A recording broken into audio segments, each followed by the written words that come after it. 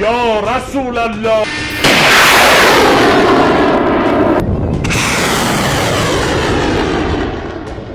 Ayatollah Ali খামেনির মৃত্যুর পর প্রতিশোধের আগুনে ফুঁসতে থাকা ইরান এখন লাগামহীন ঘোড়ার মতো গোটা মধ্যপ্রাচ্য জুড়ে মিসাইল বৃষ্টি চালিয়ে যাচ্ছে।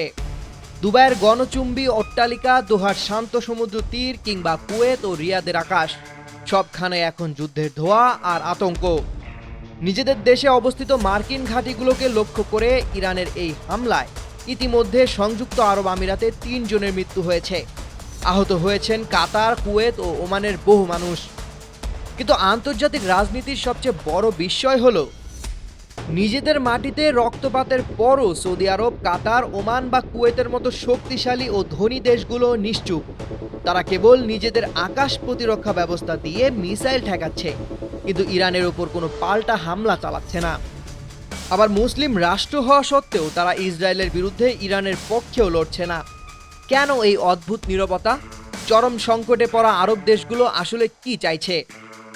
উপস্বর্গীয় দেশগুলোর শীর্ষ নেতৃত্ব ও বিশ্লেষকদের সাফ কথা, এই যুদ্ধ তাদের নয়। কাতার ভিত্তিক গণমাধ্যম গালফ টাইমসের সম্পাদক ফয়সাল আল মুহতাকা চরম সত্যটি তুলে ধরেছেন। তিনি বলেছেন, এটি ইসরায়েল ও আমেরিকার যুদ্ধ, আমাদের সাথে এর কোনো সম্পর্ক নেই। আমরা কেবল একটি ভূ রাজনৈতিক অবস্থানে আটকা পড়েছি। কাতারের সাবেক প্রধানমন্ত্রী শেখ হামাদ বিন জাসিম আল থানিও সতর্ক করেছেন, এই যুদ্ধে জড়ালে আরব দেশগুলোর সম্পদ ধ্বংস হবে এবং বাইরের শক্তির নিয়ন্ত্রণ আরও বাড়বে। মূলত নেতানিয়াহু বা ট্রাম্পের ইগোর লড়াইয়ে নিজেদের সমৃদ্ধ অর্থনীতিকে বলি দিতে রাজি নয় আরব বিশ্ব।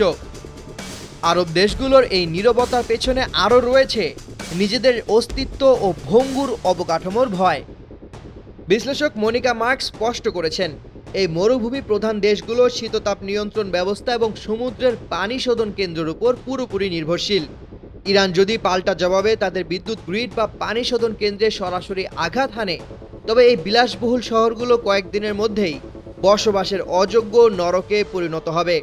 এছাড়া ইরানের বিরুদ্ধে যুদ্ধ ঘোষণা করার অর্থ হল সাধারণ মুসলিম বিশ্বের চোখে ইসরায়েল ও আমেরিকার দোসর হিসেবে নিজেদের পরিচিত করা, যা এই রাজতন্ত্রগুলোর রাজনৈতিক বৈধতাকে চরম সংকটে ফেলবে।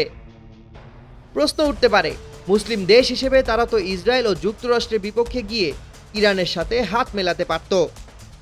কিন্তু আন্তর্জাতিক রাজনীতির দৃঢ় বাস্তবতা আবেগ দিয়ে চলে না। সৌদি, কাতার, কুয়েত বা আমিরাতের পুরো সামরিক ও আকাশ প্রতিরক্ষা কাঠামো সম্পূর্ণভাবে মার্কিন যুক্তরাষ্ট্রের উপর নির্ভরশীল। তাদের রেডার, যুদ্ধবিমান থেকে শুরু করে প্যাট্রিয়ট মিসাইল সিস্টেম, সবকিছুর নিয়ন্ত্রণ ও সরবরাহ আসে ওয়াশিংটন থেকে। তারা যদি ইরানের পক্ষ নেয় বা মার্কিন ঘাঁটিতে হামলা করতে সহায়তা করে, তবে যুক্তরাষ্ট্র মুহূর্তের মধ্যে তাদের সামরিক ছাতা সরিয়ে নেবে। শুধু তাই নয়, এর ফলে মার্কিন নিষেধাজ্ঞার মুখে পড়ে তাদের গোটা অর্থনীতি সংকটেও পড়তে পারে।